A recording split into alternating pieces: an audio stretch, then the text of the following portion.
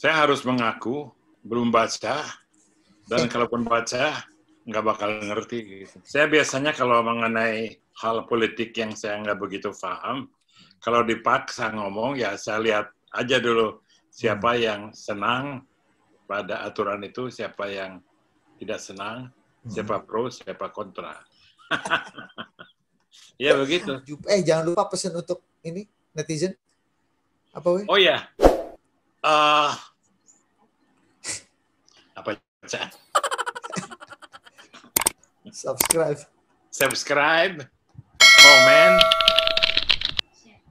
share. Oke.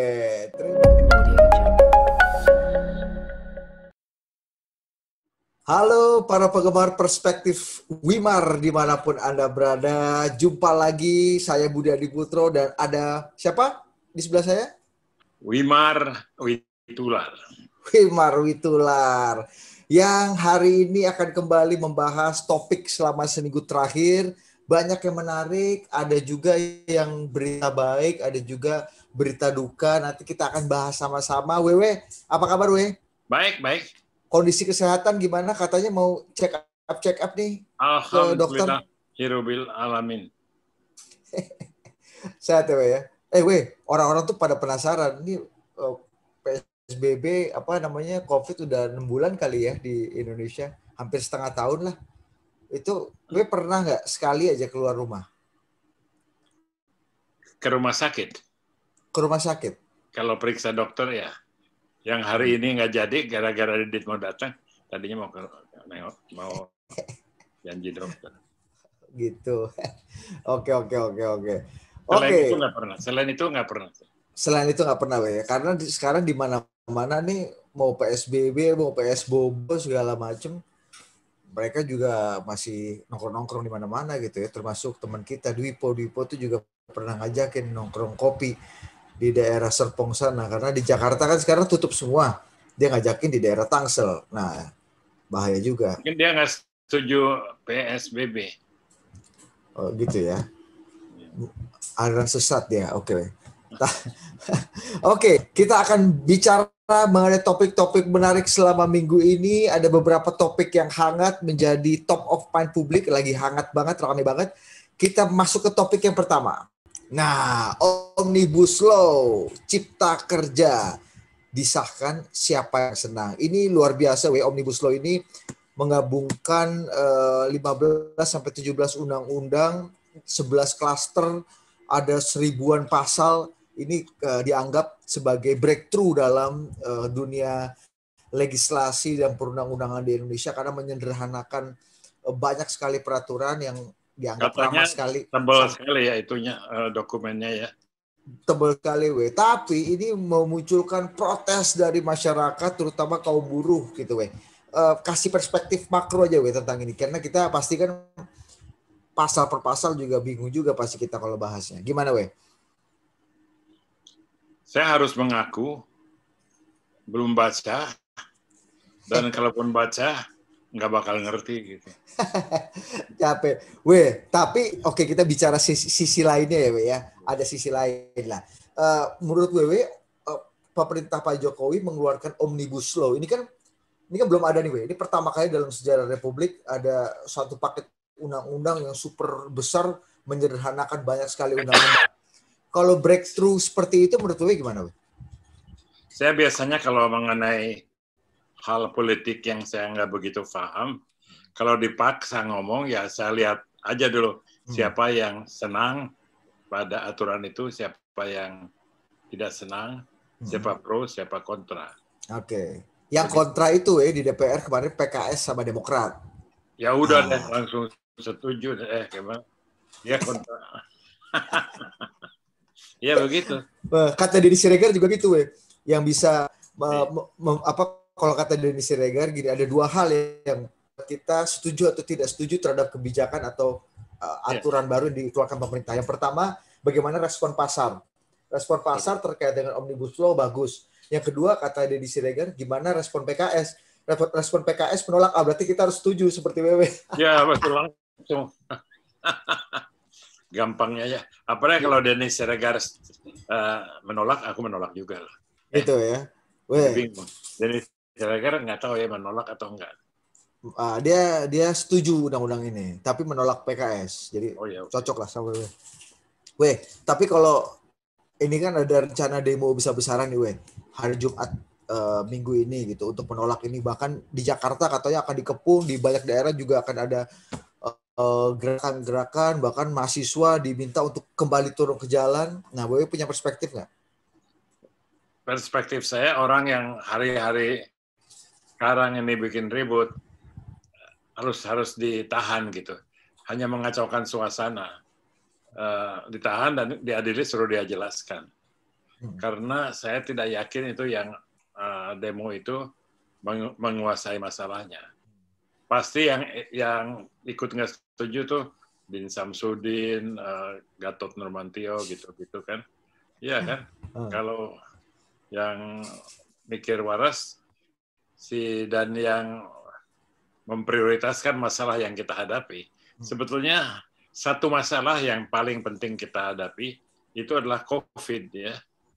Adalah bagaimana mengurangi masa mencekamnya COVID dan bagaimana menghadapinya. Jadi orang yang bikin demo mengalihkan perhatian dari situ, menurut saya itu tidak berguna buat masyarakat. Ada anggapan justru malah pemerintah dan DPR ngebut untuk mensahkan Omnibus Law ini di saat masa COVID supaya demonya juga nggak banyak karena ada alasan itu. Komentar gimana? Kalau itu mungkin, tapi kalau itu kejam sekali. Pak Jokowi yang saya percaya, kalau memang melakukan itu sebagai satu strategi politik, dukungan itu saya kurangi deh 5% atau 10%. Harusnya Jokowi dan kawan-kawannya itu tidak bikin bingung masyarakat. Karena banyak masyarakat yang mendukung Jokowi hanya karena ingin dia sukses. Oke, jadi seperti itu ya. Tapi kalau kata Pak JK, saya mau menyitir sedikit komentar Pak Yusuf Kala. Dulu beliau pernah dalam satu forum bersama kami di CNN, beliau pernah mengaku dosa katanya.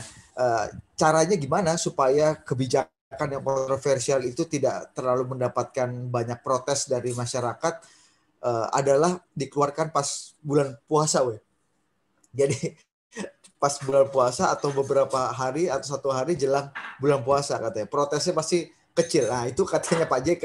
Makanya 2 kali keputusan besar menaikkan harga BBM dan menghapuskan minyak tanah waktu itu dikeluarkan pada saat bulan suci Ramadan, katanya bulan puasa. Karena katanya orang inilah capek kalau mau demo, kalau kata Pak JK. Apakah itu strategi yang dipakai juga oleh Pak Jokowi sekarang di saat masa pandemi? Saya akan kecewa kalau Pak Jokowi itu ikut standarnya Pak JK. Nah, gimana, Pak JK mungkin banyak jasanya. Dia mengurus masjid dengan baik di Sulawesi Selatan. Dia itu dianggap ikut mendamaikan Aceh. Dia itu temannya keluarga saya, tapi dia tuh bukan seorang pemikir. Dia itu politikus oportunis. Jadi saya akan kecewa kalau Jokowi itu ikut strateginya Pak JK. Nah, apakah Wewe setuju dengan strategi orang yang berikut ini? Katanya orang ini baru terserang COVID tapi langsung bikin ulah lagi. Ini dia nih sohibnya Wewe. Kita minta perspektifnya dong soal ini, Ini menarik banget. Coba. Tidak jelas kapan dia mulai ketularannya. Berarti tidak ada yang bisa nebak dia tuh sudah di tingkat berapa jadi penyakitnya. Tapi dia sudah ambil obat eksperimental, 2 jenis obat eksperimental, yang salah satunya steroid. Dan orang tahu bahwa steroid itu suka mengacaukan cara berpikir orang. Ya buktinya Trump ini. Sejak dia minum steroid itu jadi kacau. Jadi nggak masuk akal langkah-langkahnya. Nah, apa yang menurut gue paling nggak masuk akal dari langkah-langkah Trump seminggu terakhir lah sejak dia announce positif dia COVID? menghentikan tanpa penjelasan, misalnya negosiasi untuk menghasilkan bantuan COVID tahap terakhir. Nancy Pelosi lagi berunding sama Steve Mnuchin, tahu-tahu disuruh berhenti tanpa penjelasan. Dia bilang lanjutkan aja setelah pemilu. Kan setelah pemilu bukan lo lagi presiden. Itu nggak masuk akal. Satu. Yang kedua nggak masuk akal juga keterangan mengenai sakitnya dia itu nggak ada yang jelas. Gitu. Cuman show bisnisnya jelas. Jadi dia kembali dari rumah sakit, turun dari helikopter, naik tangga, walaupun nafasnya agak susah, terus di balkon tingkat kedua itu, di Truman Portico namanya, dia kasih salut pada saat fajar menyingsing, pokoknya keren deh. Begitu diulangi lagi, jadi take two. Dan itu nggak diketahui siapapun. Oh gitu. Ya. Enggak dan itu melawan rekomendasi dokter gitu. Walaupun dokter yang langsung menangani dia nggak berani ngomong, tapi semua dokter independen yang melihat Donald Trump melakukan itu bilang gila nih orang gitu ya. Nah terus padahal suara dia sejak debat pertama itu sangat anjlok, sangat turun. Jauh dari Biden naik. Jadi, kalau analisa amatiran saya sih, orang yang udah nekat, ya udahlah bikin yang aneh aja, siapa tahu ada yang seneng gitu ya. Jadi, penggemar setianya, banyak yang tepuk tangan. Wah, begitulah gagah jadi pemimpin. Padahal bukan gagah, malah menjerumuskan orang.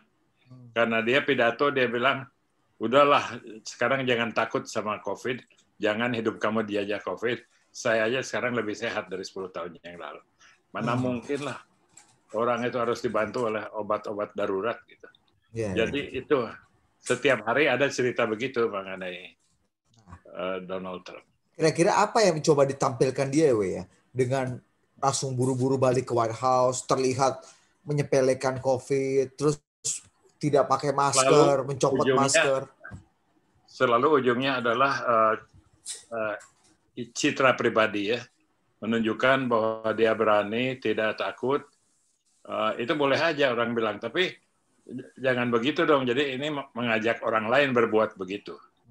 Waktu dia sedang dirawat aja, dia naik mobil keluar. Maksudnya disupirin keluar karena katanya banyak penggemarnya yang melambai-lambaikan tangan di luar. Padahal dia naik mobil itu, di dalam mobil itu ada Secret Service 2 orang. Jadi jelas kena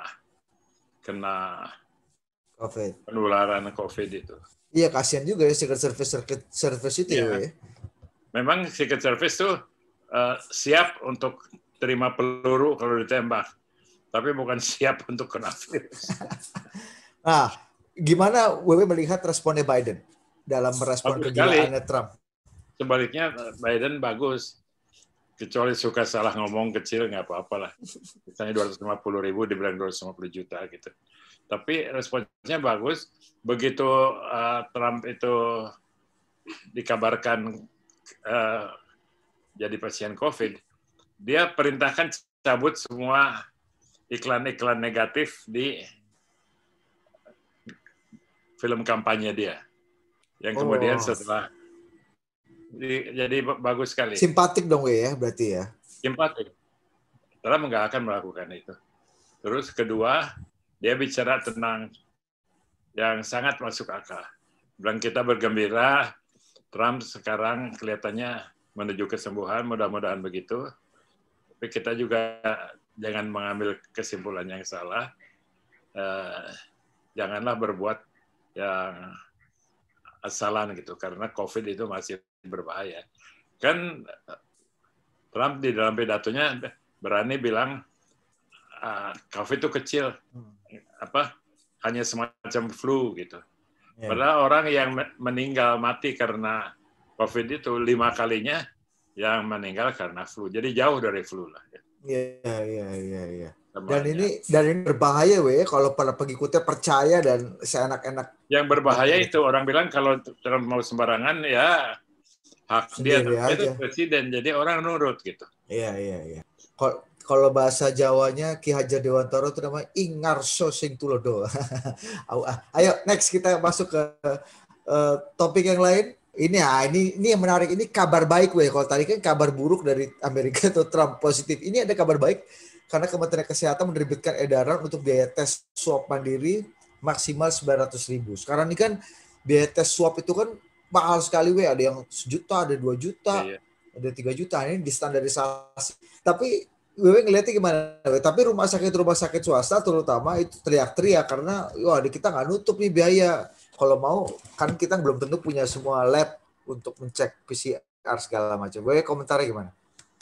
Yang harus didahulukan itu kepentingan rakyat, kesehatan rakyat. Jadi kalau memang bisa diturunkan, disubsidi, silahkan menurut saya. Yang rumah sakit swasta juga dicoba diberi subsidi yang sebanding gitu. Nah, kalau pemerintah cuma menganjurkan atau menetapkan tarif gitu, tapi tidak mendukung infrastrukturnya, kemudian tidak mendukung dengan subsidi, gimana lihatnya? Kurang lengkap itu, jadi harus cari sumber dana untuk memungkinkan subsidi itu. Saya yakin ada sumber dana di luar negeri di mana yang bisa mendukung itu. Seberapa penting sih, semakin banyak orang Indonesia yang mesti testing gitu, PCR atau testing COVID sekarang ini? Itu menurut teori secara standarnya sih memang ada beberapa hal yang akan membendung COVID itu. Pertama tentunya masker itu perannya besar sekali ya. Masker akan menghindar penyebaran virusnya. Kemudian juga adalah pasang jarak.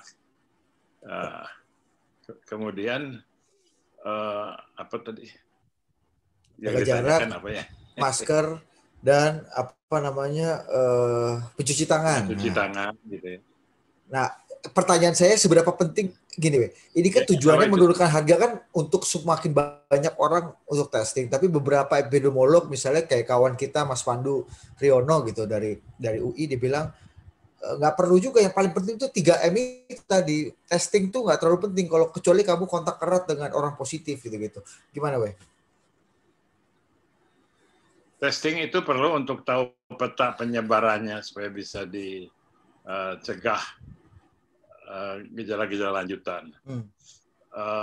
Tapi bahwa ada satu analis bilang itu nggak perlu, ya kalau dia memang tidak khusus melakukan studi mengenai itu, lebih baik jangan bikin bingung orang lah. Gitu ya.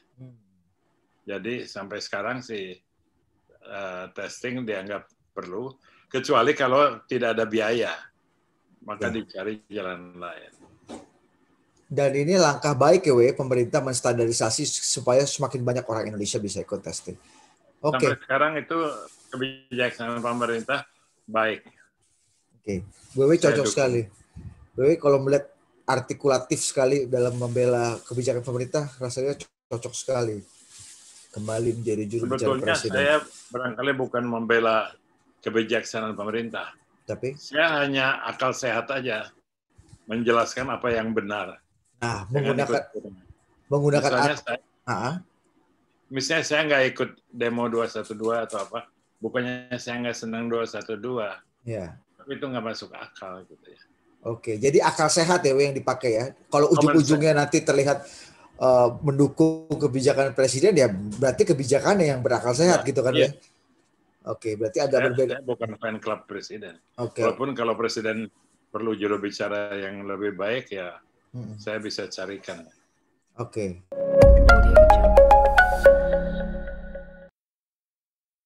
Oke, kita akan bicarakan 3% of the week sekarang. Oh, ngomong-ngomong saya dapat surat dari orang ya kenal sih, tapi udah lama nggak ketemu.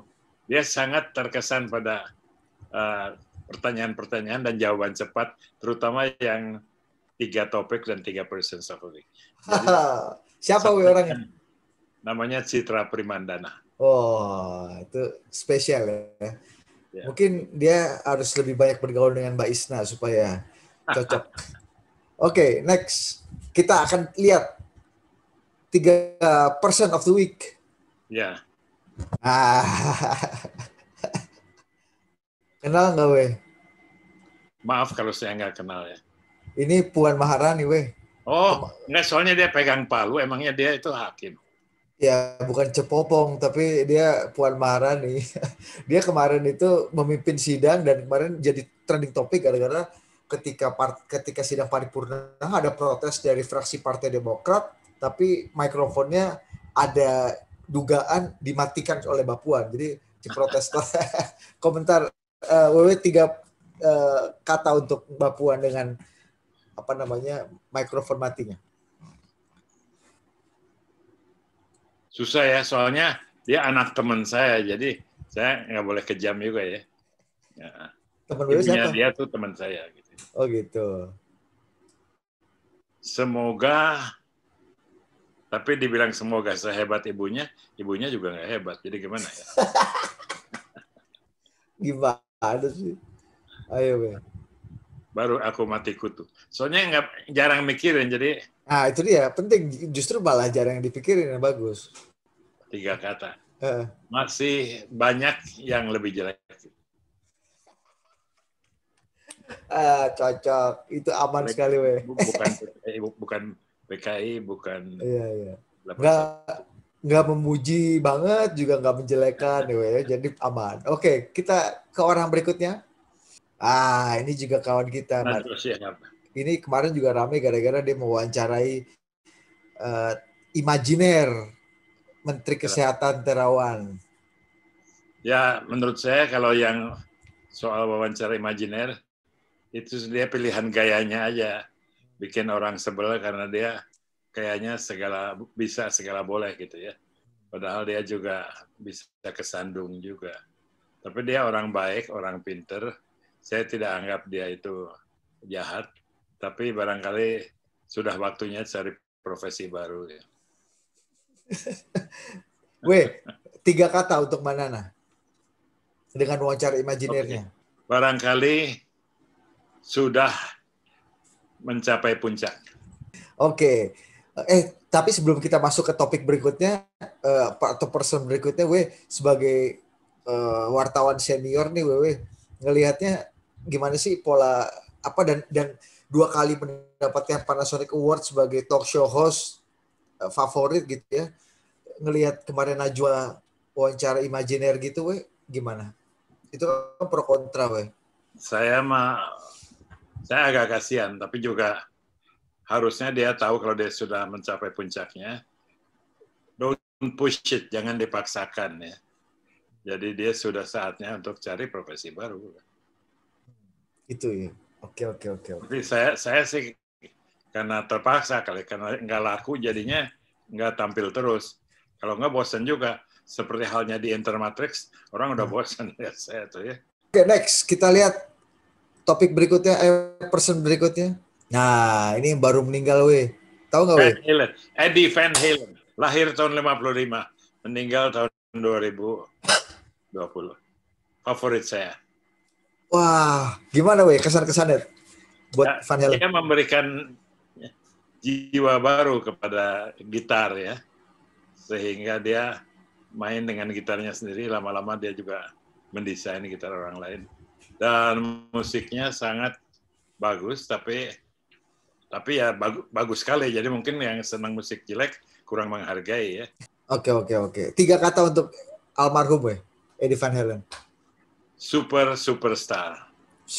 Superstar. Oke. Terima kasih, Wewe. Sampai jumpa di Perspektif Wimar minggu depan dengan topik-topik hangat ke depan. Dadah. Topiknya dari Didit, saya hanya menjawab seadanya. Terima kasih.